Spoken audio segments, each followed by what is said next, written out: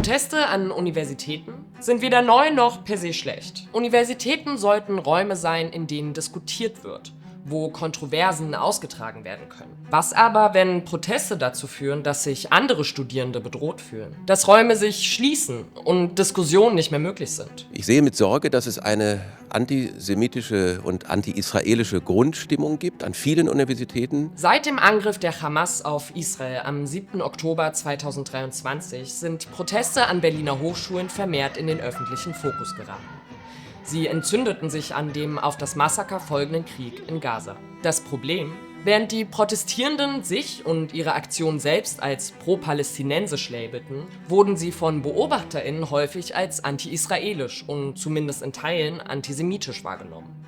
Die Schnelligkeit und die Vehemenz, mit der die Debatten darum geführt wurden, machten es für Außenstehende oft schwer, die Argumente nachzuvollziehen. Man kann darüber diskutieren, Ja, und vielleicht ist ja doch was dran. Wenn wir das Es ist gesamte die internationale Aufwärmung Völkerrecht, der das mittelalterlichen kann Rituale. Nein, es gibt Aber wie kann man sich eine eigene Meinung bilden, wenn man nicht mehr hinterherkommt? In diesem Video wollen wir uns daher diese Proteste unter 3 Blickwinkeln anschauen. Erstens wollen wir fragen, welche der Symbole, die von den Protestierenden genutzt wurden und teilweise auch noch werden, besonders in der Kritik stehen. Zweitens fragen wir nach, wie jüdische und israelische Studierende die Situation an Unis nach dem 7. Oktober 2023 erlebt haben und erleben. Und drittens schauen wir, was Hochschulen tun können und müssen, um auch für Jüdinnen und Juden sichere Räume zu sein. Okay, wir gehen rein.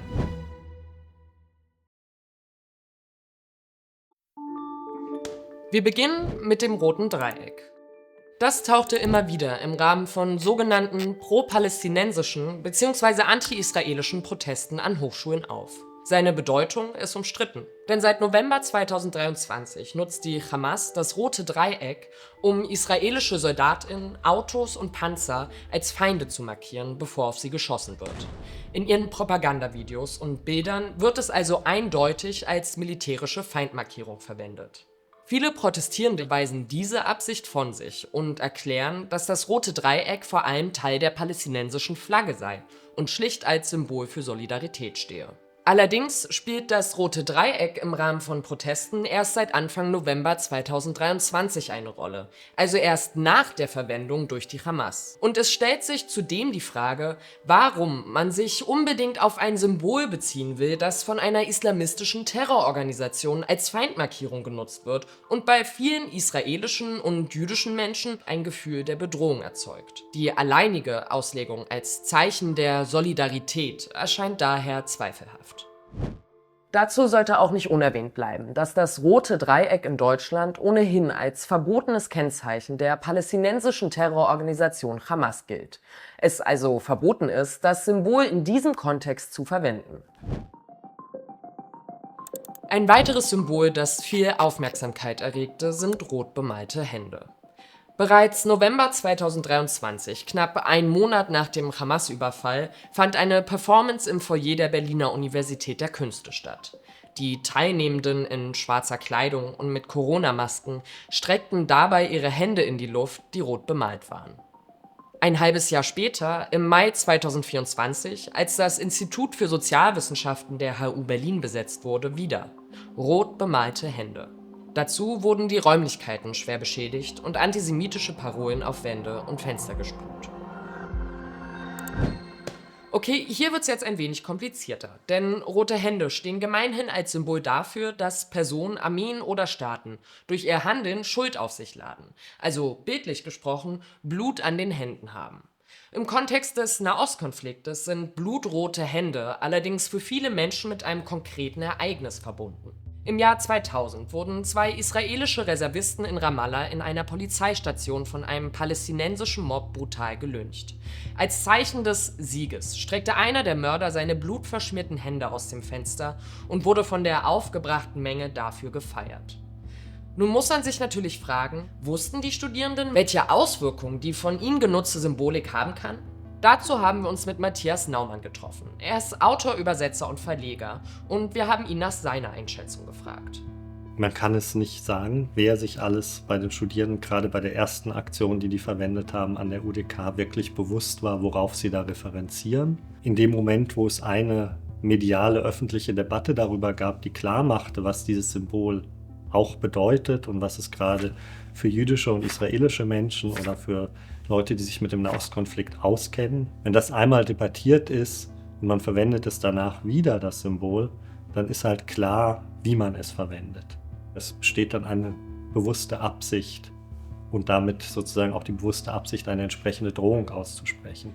Bedrohung ist das Stichwort und leider auch eine passende Überleitung zu unserer nächsten Frage. Wie haben jüdische und israelische Studierende die Proteste und die Situation an den Universitäten nach dem 7. Oktober 2023 erlebt, beziehungsweise wie erleben sie diese bis heute? Des Forschungsprojekts Antisemitismus in Deutschland, Auswirkungen des 7. Oktobers 2023. Dazu begrüße ich Professor Dr. Friederike Lorenz-Sinai von der Fachhochschule Potsdam. Seien Sie uns herzlich willkommen. Was spezifisch für den Raum Hochschule ist, dass bereits sehr, sehr kurz nach dem 7. Oktober eine massive Politisierung der Situation in Israel stattfindet, in der Richtung, dass das Mitgefühl, die Empathie, die Solidarität zum Teil sozusagen von einzelnen Hochschulen in öffentlichen Statements geäußert wird. Das, was aber in der Alltagskommunikation in Hochschulen passiert, ist eine bestimmte Lesart dessen, was in Israel passiert, in dem das Massaker, die Geiselnahmen, der massive Angriff der Hamas und anderer Terrororganisationen als eine Form von vermeintlichem Widerstand, Resistance gelesen und gedeutet werden. Viele sagen, wie gesagt, dass sie den Raum Hochschule meiden, Urlaubssemester nehmen, sich nicht mehr hintrauen, antisemitische Sprache erlebt haben, Dozierende, die sich sehr früh klar politisch äußern und sich nicht nur mit den Palästinenserinnen solidarisieren, sondern im Grunde deutlich machen, dass sie auch die Angriffe auf Israel dafür mindestens Verständnis aufbringen, wenn nicht diese sogar in irgendeiner Form als gerechtfertigt erachten. Jüdische Studierende berichten, wie sie in Hörsälen sitzen, in Seminaren und mit der Frage zu kämpfen haben, äußere ich mich, bringe ich mich jetzt ein mit meinem Wissen, widerspreche ich, wenn Dozierende sich in fragwürdiger Form positionieren. Der Einschnitt des 7. Oktobers für jüdische Studierende ist deutlich. Viele fühlten sich an Hochschulen weder sicher noch willkommen. StudienteilnehmerInnen berichten zwar auch positiv von Safer Spaces oder antisemitismuskritischen Angeboten an ihren Hochschulen, sagen aber auch, dass es davon viel zu wenige gibt und es an Beschwerde- und Schutzstrukturen mangelt. Bei Antisemitismus scheint es hier nochmal besondere Hürden zu geben, dahingehend, dass Antisemitismus nicht ernst genommen wird, nicht anerkannt wird als reale Gewalt- und Diskriminierungsform und in besonderem Maße die Frage verhandelt wird, ist das wirklich Antisemitismus? Das zeigt sich dann an Hochschulen in Debatten um die richtige Definition, die an Betroffenen vorbeigeführt wird. Jüdische Verbände, Organisationen, Studierendenorganisationen wie die JSOD haben sehr früh, sehr klar formuliert, was sie sich wünschen, was sie brauchen, welche Antisemitismuserfahrungen gemacht werden.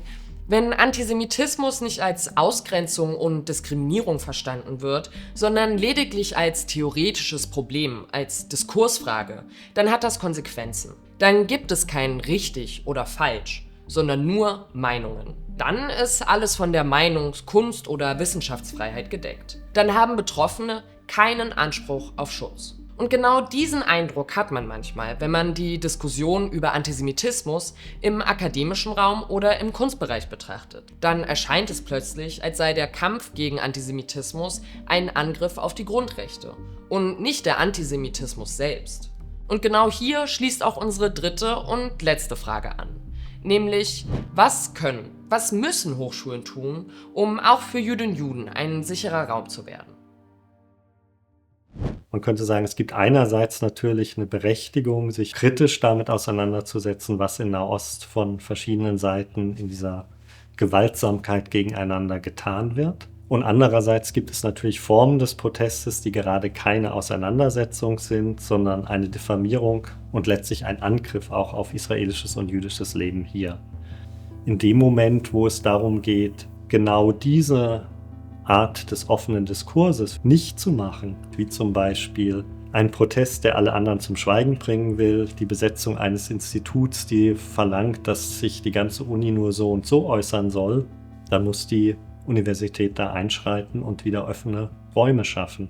Es braucht eine Anerkennung von Antisemitismus als Diskriminierungs- und Gewaltphänomen in der gleichen Form, wie andere Diskriminierungs- und Gewaltphänomene anerkannt werden. Und da muss erstmal der Fokus liegen auf der Sicherheit, dem Schutz und den Beschwerdestrukturen.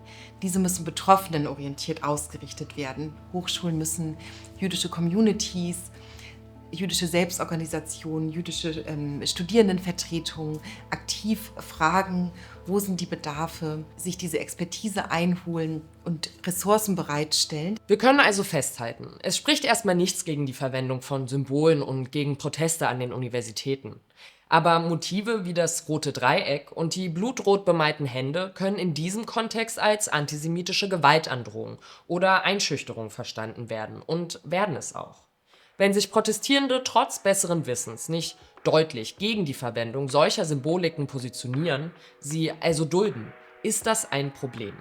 Schlussendlich müssen Hochschulen für alle Studierenden, also auch für Jüdinnen, Juden und Israelis, sichere Orte sein. Antisemitismus muss als diskriminierende Alltagspraxis erkannt und ernst genommen werden. Deshalb sind entsprechende Beschwerde-, Schutz- und auch Weiterbildungsstrukturen notwendig. Was sagt ihr? Hattet ihr die Situation jüdischer und israelischer Studierender auf dem Schirm? Lasst es uns wissen und danke fürs Zuhören.